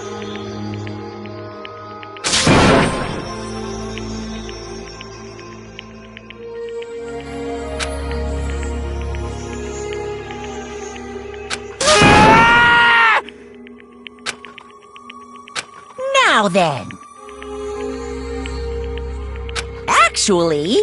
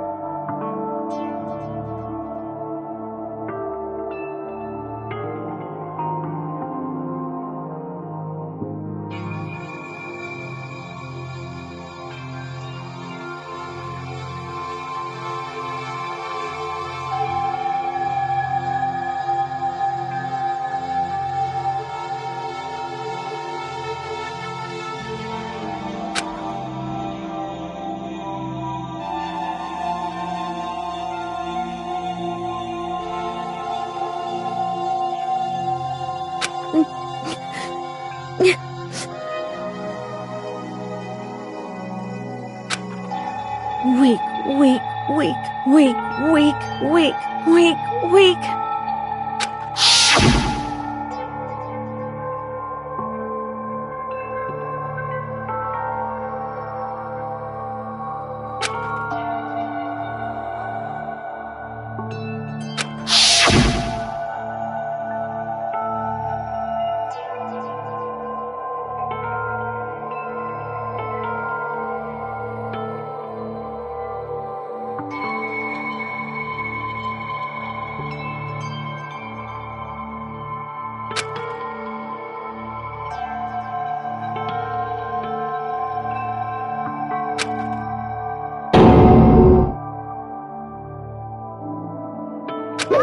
Hey,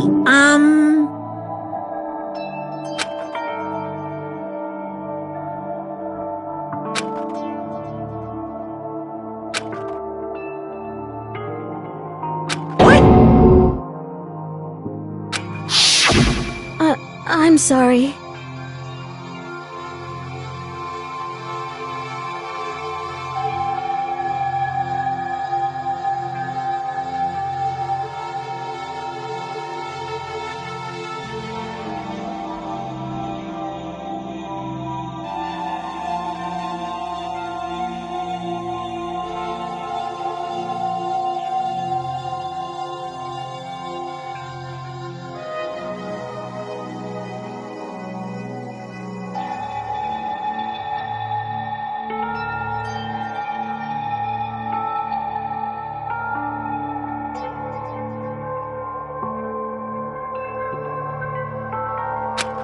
But...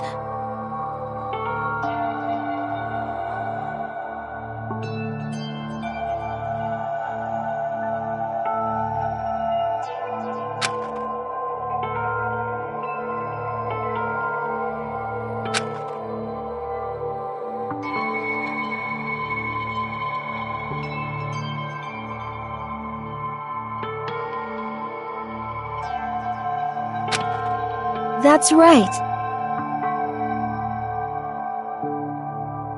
I want to change.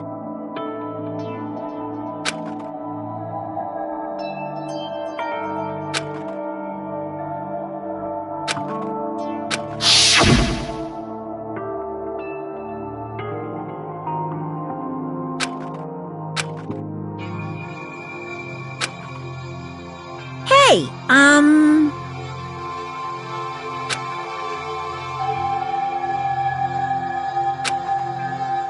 Yeah, that's right.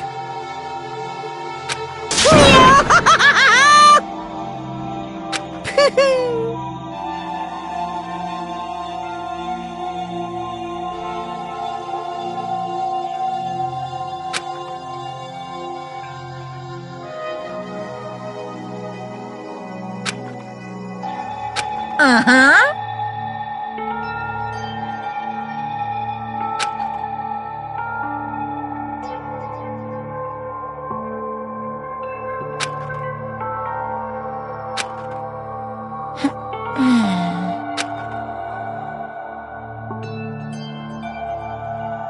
Correct.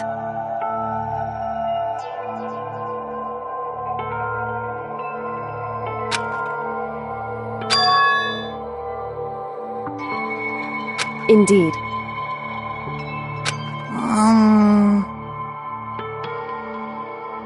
Certainly.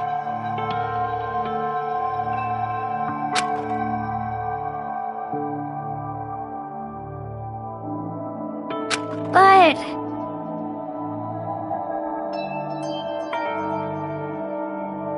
Because...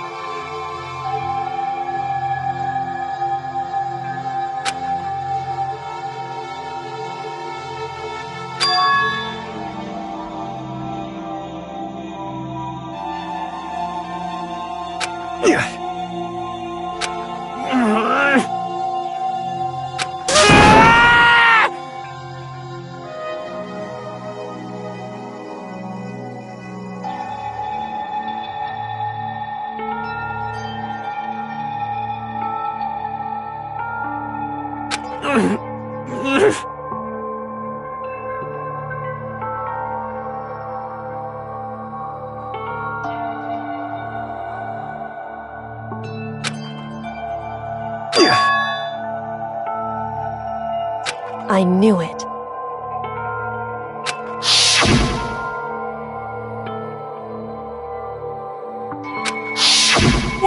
What is this?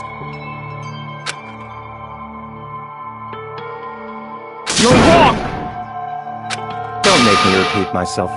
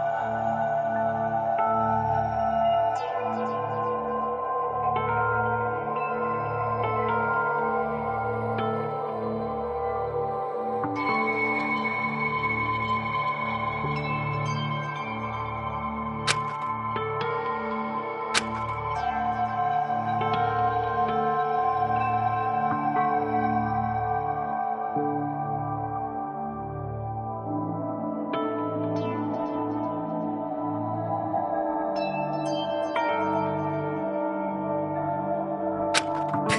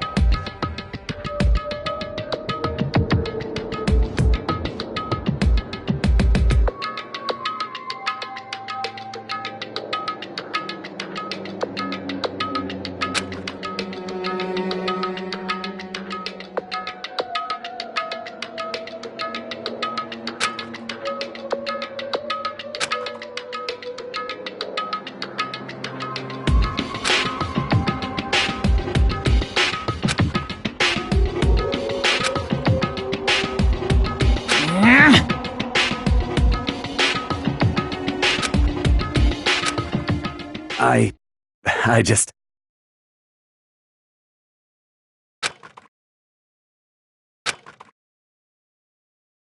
Don't fuck with me!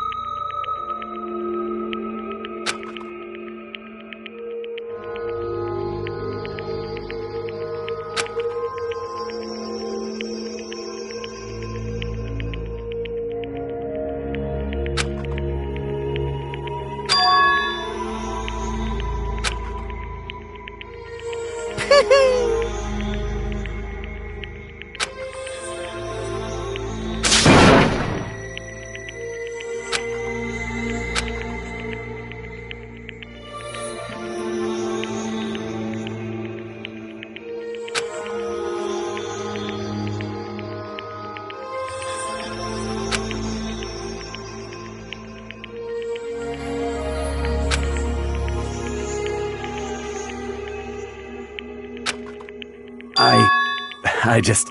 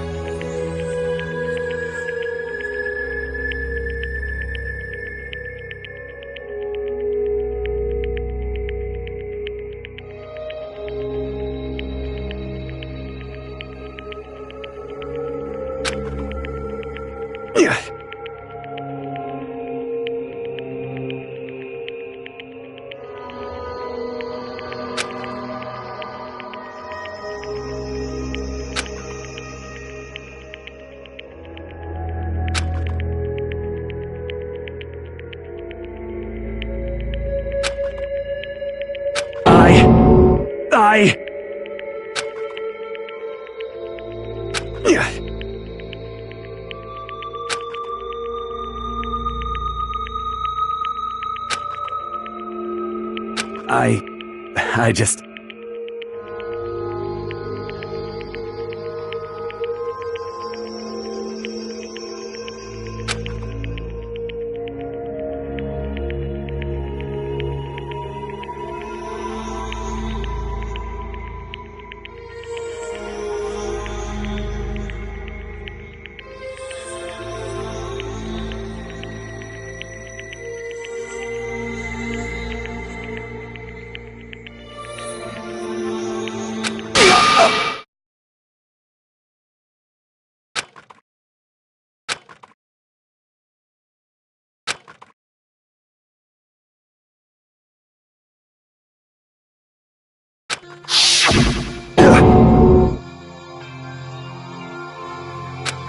I'm sorry.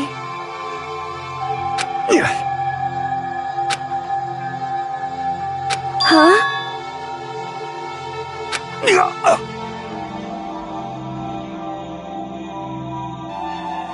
But I want to change.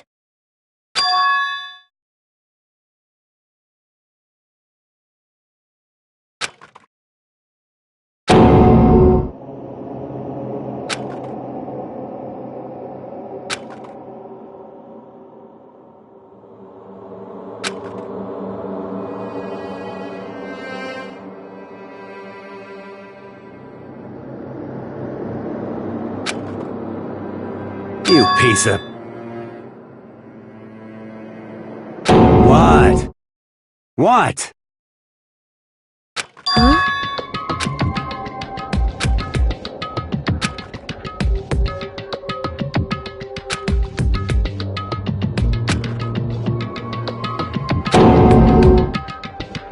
What? What? No!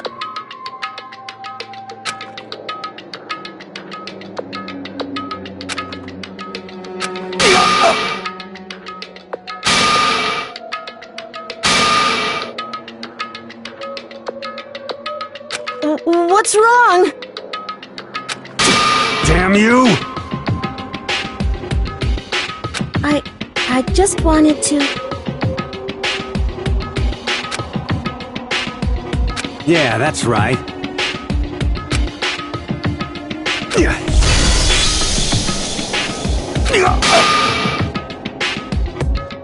You son of a bitch!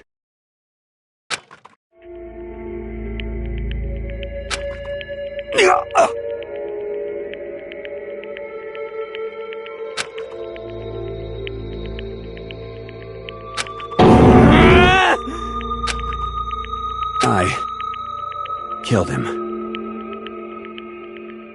I killed Chihiro.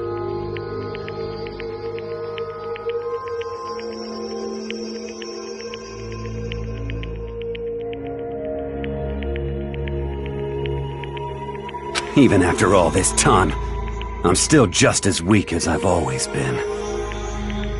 And thanks to that, I did something I can never take back.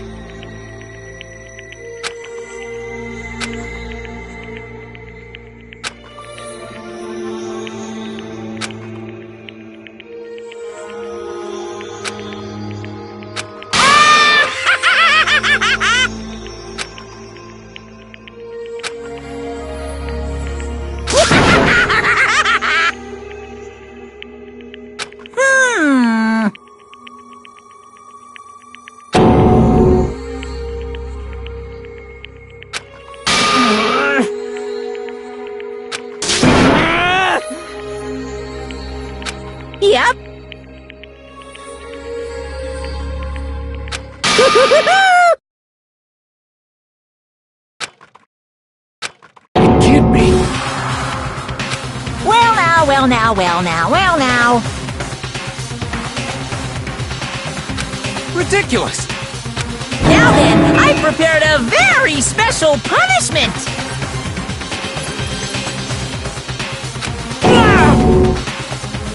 Let's give it everything we've got!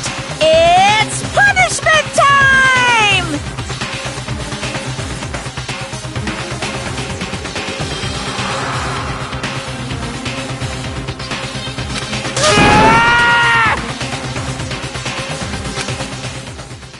Sorry, man. I couldn't keep the promise we made. From one man to another.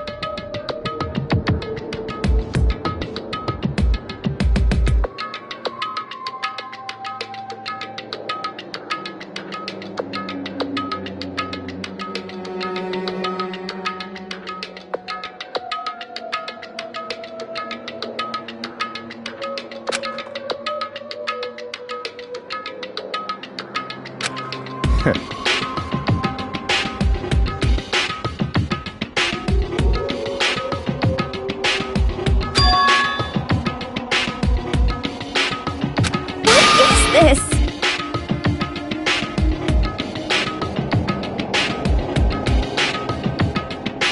Naturally. Hey. However... What?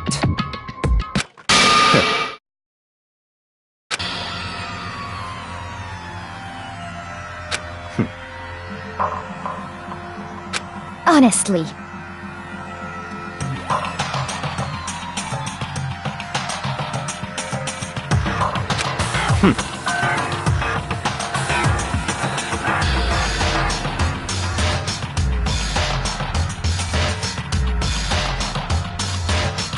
There is nothing to be done.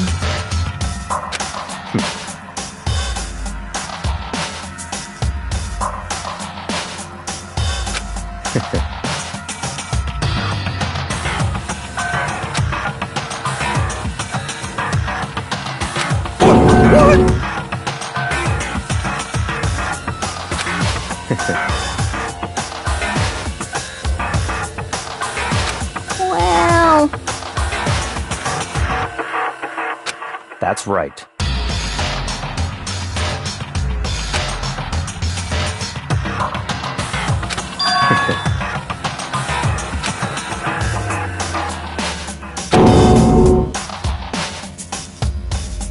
I see. But...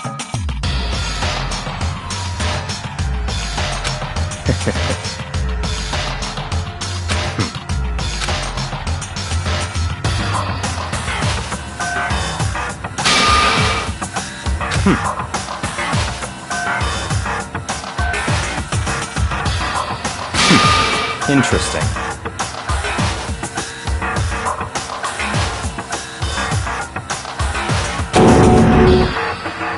Correct.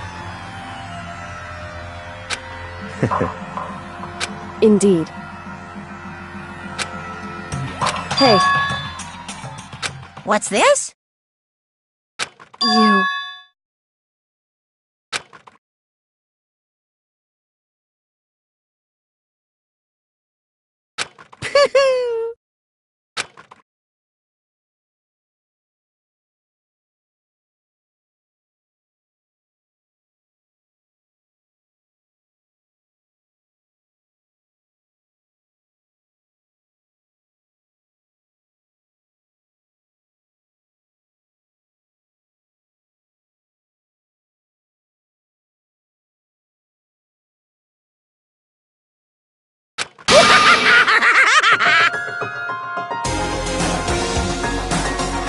What?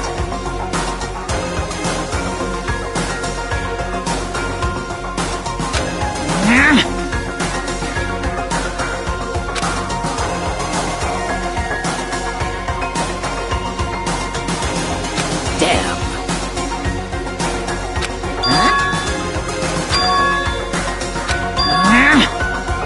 What the heck?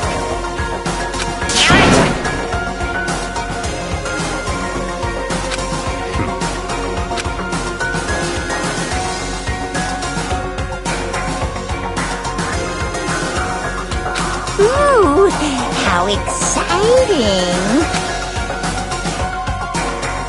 That's enough.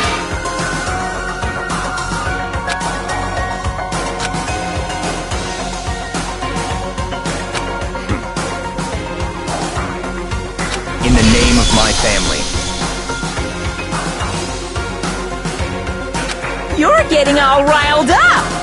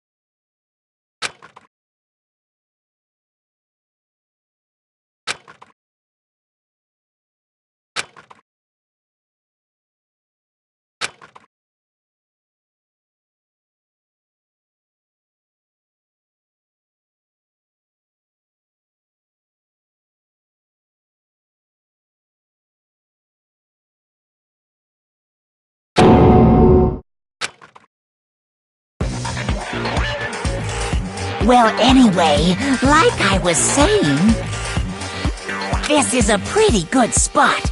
Yeah, a really good spot. Anyway, isn't it amazing how that girl went and killed someone before things even had a chance to get boring? Once things really get moving, it'll be like a roller coaster. There won't be any stopping it.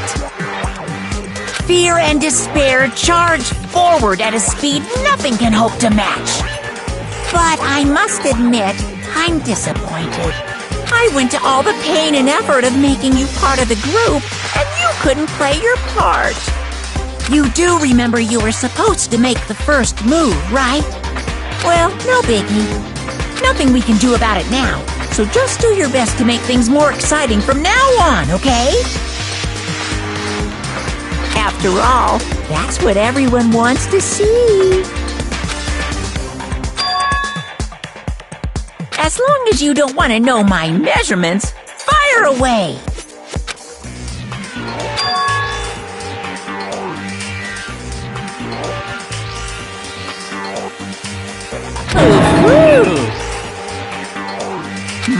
My, you really took me by surprise there. I know I said you could ask anything, but... Super denied, ultra denied, demonic denied! Because you see, that's my ace in the hole. And nobody be dumb enough to reveal that, right? No matter how close they were to their friends.